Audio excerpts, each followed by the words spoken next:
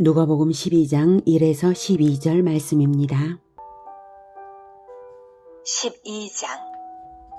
그동안에 무리 수만 명이 모여 서로 밟힐 만큼 되었더니 예수께서 먼저 제자들에게 말씀하여 이르시되 바리새인들의 누룩 곧 외식을 주의하라.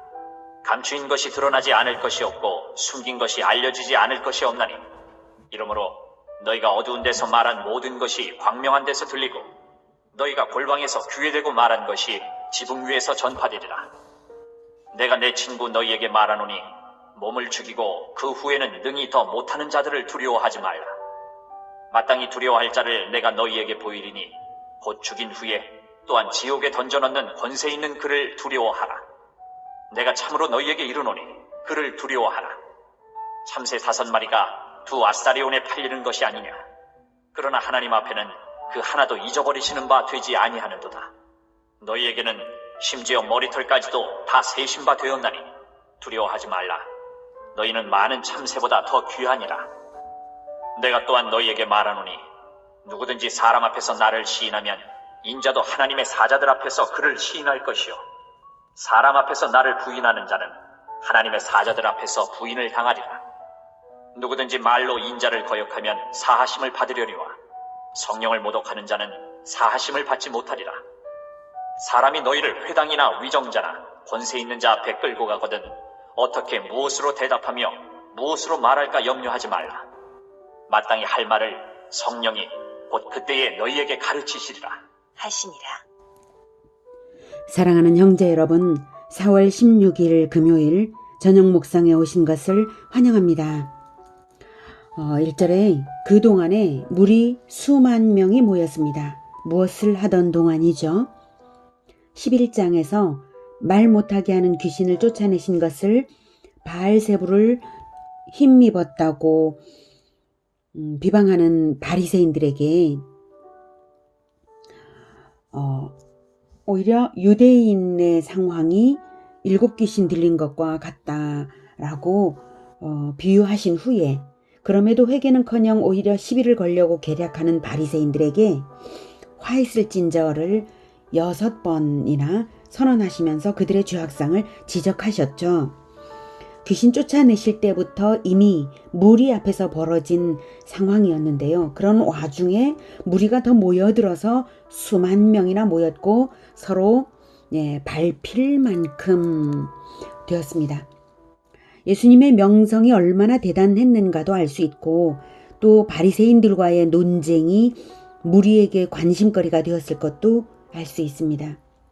하지만 무리가 미어터지는 이 순간에도 예수님의 관심의 최대 초점은 제자들입니다.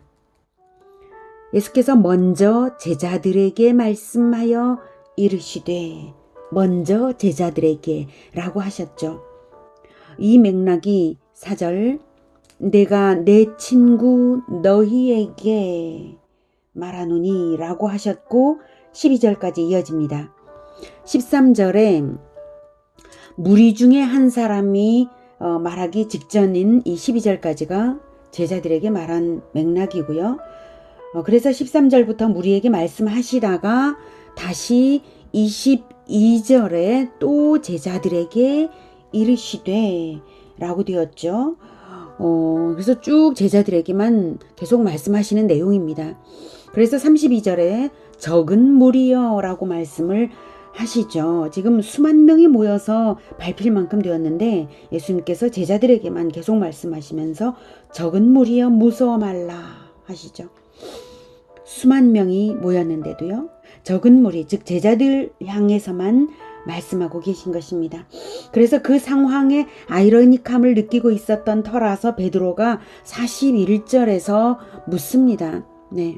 베드로가 여짜오되 주께서 이 비유를 우리에게 하심이니까 모든 사람에게 하심이니까 그에 대한 대답을 오히려 예수님은 반문하십니다. 42절 주께서 이르시되 지혜 있고 진실한 청지기가 되어 주인에게 그 집 종들을 맡아 때를 따라 양식을 나누어 줄 자가 누구냐. 구약시대 성소의 등잔 때에 아침과 저녁으로 기름을 채워 등불이 떡상을 비추게 하고 떡상의 떡이 늘 있게 했던 것처럼 하나님의 집을 맡아서 진리의 말씀을 때를 따라 가르쳐서 때를 따라 영의 양식이 되도록 진실한 청지기가 될 자가 누구냐? 이렇게 물으시는 이유가 무엇입니까? 자원하여 나와 보라는 것입니다. 이미 제자가 될 소명은 공개적인 것이라는 뜻입니다. 수만 명 앞에서 제자들만 향한 듯 하면서도 수만 명에게 알아들을 만하면 알아들으라는 듯 자원하는 자를 제자로 하여 말씀하시는 것입니다. 자원하는 자만 받으시는 하나님의 원리대로 하시는 것입니다. 그렇게 제자도를 가르치시는 것이 53절까지 계속 이어지고 54절에 가서야 비로소 또 무리에게 이르시되 라고 대중을 대상으로 말씀을 하십니다. 예수님의 말씀은 모두 공개된 비밀입니다. 그리고 그 내용은 제자들을 대상으로 하는 말씀과 대중을 대상으로 하는 말씀이 있습니다. 대상이 달라도 말씀은 공공연히 하십니다. 제자들은 알아듣는 것이고 진실한 사람은 알아듣는 것이고 실천하는 사람은 알아듣는 것이고 자발적인 사람은 알아듣는 것입니다. 자, 다시 1절로 돌아가죠. 예, 이렇게 맥락을 한번 봤습니다. 맥락이 중요하니까 맥락을 바탕으로 해야 부분적인 의미도 정확하게 알 수 있어서 그렇습니다. 자, 1절 바리새인들의 누룩 곧 외식을 주의하라. 제자들에게 예수님께서 주신 것은 성령과 진리입니다. 성경의 진리를 가르치셨고 성령을 주셔서 깨닫게 하시고 인도하십니다. 그런데 예수님께 받은 그것을 천국을 위하여 쓰지 않고 자기의 외식을 위하여 쓴다면 이것은 심각한 문제입니다. 외식은 겉꾸밈을 말하는데요. 자기 과시를 목적으로 하는 겉꾸밈, 자기 죄악을 숨기려는 목적으로 하는 겉꾸밈, 그것이 외식입니다. 이것이 결코 작은 문제가 아닌 것이 전장 누가복음 11장에서 6번이나 화를 선언하신 그 문제들이 바로 바리새인들의 외식이 원인이 되어서 나타난 문제들이거든요. 누가복음 11장과 동일한 말씀이 마태복음 23장에 나오는데요. 거기서는 분명하게 외식을 경고하신 것이 나타납니다. 확인하죠. 마태복음 23장 13절 화 있을진저 외식하는 서기관들과 바리새인들이여. 15절 화 있을진저 외식하는 서기관들과 바리새인들이여. 23절 화 있을진저 외식하는 서기관들과 바리새인들이여. 27절 화 있을진저 외식하는 서기관들과 바리새인들이여. 29절 화 있을진저 외식하는 서기관들과 바리새인들이여. 이 정도입니다. 그리고 외식으로 인해 저주받은 대상들은 서기관들과 바리새인들입니다. 서기관들은 요새로 말하자면 신학자들입니다. 그러니 하나님이 진리를 그들에게 맡기셨는데 진리대로 살지는 않고 오히려 진리를 자기 이득과 명예를 얻는 도구로나 사용하고 있으니 저주를 당하는 것입니다. 외식은 자기 기만이어서 습관이 되기 십상이고 방치하면 큰일 납니다. 외식은 누룩, 즉 빵을 발효시키는 이스트처럼 공동체 안에서 개인과 공동체 안에서 순식간에 확산되어서 전체를 썩게 만들고 마는 것입니다. 그러니 진리를 맡아놓은 예수 제자가 자기 명예를 좋아해서 외식에 빠지면 외식과 함께 모든 거짓과 죄악상에 함께 빠져들게 되고 천국을 망치는 꼴이 되고 말 것입니다. 그래서 예수님이 먼저 제자들에게 말씀하시되 첫마디로 바리새인들의 누룩 곧 외식을 주의하라. 이것을 가장 먼저 말씀을 하신 것입니다. 외식을 하지 않기 위해서 어떻게 하면 좋을까요? 우리는 복음을 공공연히 전파해야 하는 예수 제자라서 사람들에게 드러날 텐데 말입니다. 드러내야 할 텐데 말입니다. 예수님이 그 방법을 알려주십니다. 2절 감추인 것이 드러나지 않을 것이 없고 숨긴 것이 알려지지 않을 것이 없나니 이러므로 너희가 어두운 데서 말한 모든 것이 광명한 데서 들리고 너희가 골방에서 귀에 대고 말한 것이 지붕 위에서 전파되리라. 복음을 숨기라는 말씀은 아니고요. 감추인 것도 드러나지 않을 것이 없는데 복음을 말한 것이 공공연히 전파되게 마련이라는 뜻이 들어 있습니다. 그리고 선행이든 악행이든 감추어도 드러나게 마련이라는 것입니다. 그러니 자기의 선행을 굳이 생색내며 다닐 필요가 없고 자기의 선행을 생색내려는 마음으로 행하면 그 외식하는 마음조차 드러날 것입니다. 악행도 감추어지지 않는 것이다 이것입니다. 바리새인들의 외식이 자기들의 본색을 감추려는 노력과는 달리 오히려 반드시 드러날 것을 알 수 있습니다. 그러니 악한 것은 아예 버리고 선행은 굳이 드러내려 하지 말고 복음은 부지런히 드러내어 말을 하면 될 것입니다. 조용히 말하든 개인적으로 말하든 복음은 반드시 퍼져나갈 것입니다. 자신은 드러내지 말고 진리는 드러내면서 살면 되는 것입니다. 진리를 가진 사람은 가진 만큼 드러나게 되어 있는 것입니다. 말로 나타나고 그의 행위로 드러나게 되는 것입니다. 왜 그러냐면 하나님이 진리를 자랑하고 싶으시기 때문입니다. 등불을 켜놓고 말 아래 두지 않고 등경 위에 두는 이유가 뭐냐? 그 집을 드나드는 사람에게 밝혀져서 드러내기 위해서 그렇게 하는 게 아니냐라고 말씀하신 적 있으시죠. 진리를 드러내려고 하시는 게 하나님이시기 때문에 우리가 복음을 작게 말하고 개인적으로 말해도 그것은 전파되게 되어 있습니다. 그리고 드러내라는 것이죠. 복음은. 진리는 드러내라.